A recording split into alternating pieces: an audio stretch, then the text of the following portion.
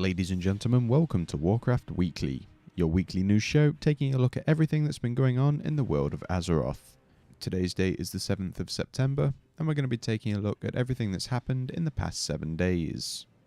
In the news this week, the Gaze of the Black Prince buff has returned for the final time before the Warlords of Draenor expansion is released.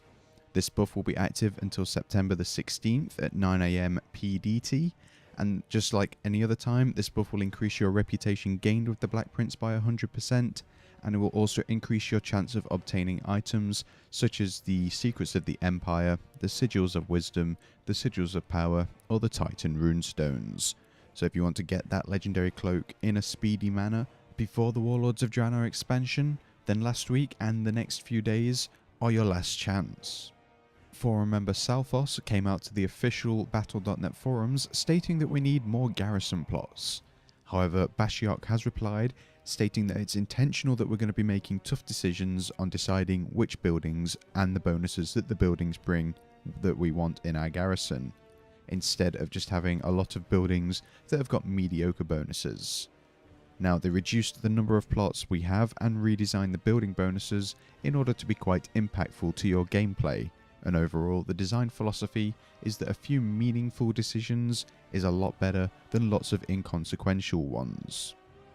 There has been a bit of a discussion on the forums about Blizzard being loyal to its customers and what the customers get in return.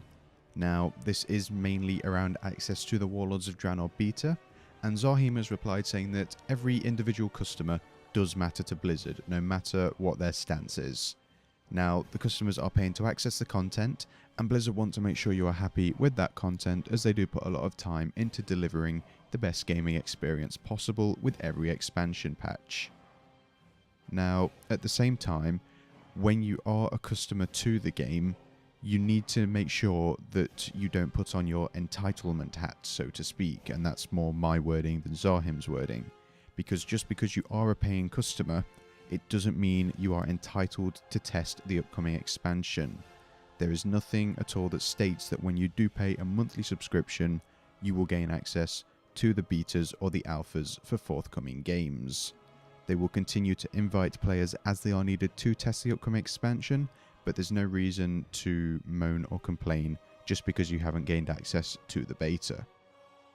Now, as we've mentioned in a previous Warcraft Weekly, the Valor currency, and Justice for that matter, is going to be removed when patch 6.0 goes live, and this has prompted a few questions regarding things such as item upgrades when patch 6.0 does go live a month before Warlords of Draenor. Now, currently they are planning to use the Lesser Charms of Good Fortune as a currency instead of Justice or Valor for item upgrades, and they want you to know that gear that has already been upgraded will keep its current upgrade status, and if you want to upgrade another item, you'll then have to spend the new Lesser Charms instead of the Valor points. It's currently set to be 50 Lesser Charms per item upgrade, but that number isn't currently set in stone and could change. Now, there are no additional caps being added for upgrades, so you can still only upgrade each item 4 times. Now, while we're on the subject of the Lesser Charms, at the same time, another noteworthy change relating to them is that the turning quest for the Warforged Seals is going to have its weekly restriction lifted in 6.0, so you can get as many Warforged Seals as you have the charms for. On Friday, there was a live developer question and answer session where community manager Law sat down with lead game designer Corey Stockton and lead narrative designer Dave Kozak for a special question and answer session live on Twitch TV. And unfortunately, we were unable to watch this event and take notes for it. However, Wowhead has got a full write-up of everything that was discussed, so we highly recommend you go over to the website and check it out for more information regarding Warlords of Draenor. Heroic mode dungeons can now be accessed through the Dungeon Finder tool on the Warlords of Draenor beta. However, just like when Warlords of Draenor does go live, you will need to complete the Silver Proving Grounds challenge in order to queue for a level 100 heroic dungeon. If you don't want to do that, then you can just form a group and walk into the dungeon with it set to heroic difficulty as normal. There is an upcoming tank squish on the beta in order to try and solve the core issue of the power level of tanks' defensive abilities. Now, Celestalon has stated that the tank gameplay is currently great, especially with active mitigation. However, their total defensive effectiveness, such as health, damage reduction, both passive and active, and with their cooldowns, are a bit much. Some of the changes they are going to make may sound scary at first, but it might not be as bad as people first kind of presume. We should expect to see these changes go live on the future Warlords of Draenor beta builds. During the week, we had a blog post about the virtual ticket for Blizzcon this year. So just like with every other year, if you are unable to attend the event in person, then you can buy the virtual ticket in order to watch everything that's happening at the event.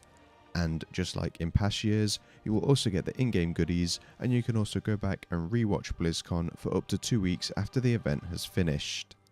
Now, it is worth noting that if you are attending BlizzCon in person, then you will not need to additionally purchase a virtual ticket, as you will get one with your BlizzCon ticket purchase. Back onto the Warlords beta, there are some changes that are going to be made to Ashran in a future beta build based on feedback that players have been providing. They're looking into the stealth breaking issues and also have made some changes to Fangral and Cornus in order to make sure they don't target players who are stealthed, invisible, or fainting death.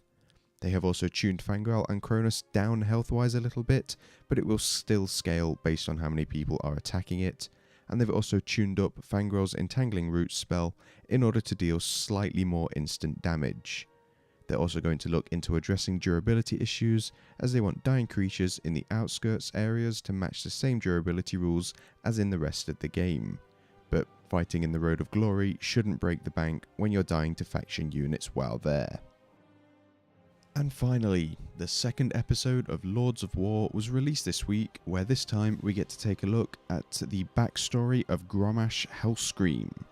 Now, Lords of War is a 6-part animated series that's going to take a look at some of the more important warlords within the Warlords of Draenor expansion in order to give us more backstory about the characters and let us know what they have to do in the expansion and also how they originated. That's going to do it for this week's episode. Thank you for watching, and we'll see you next week.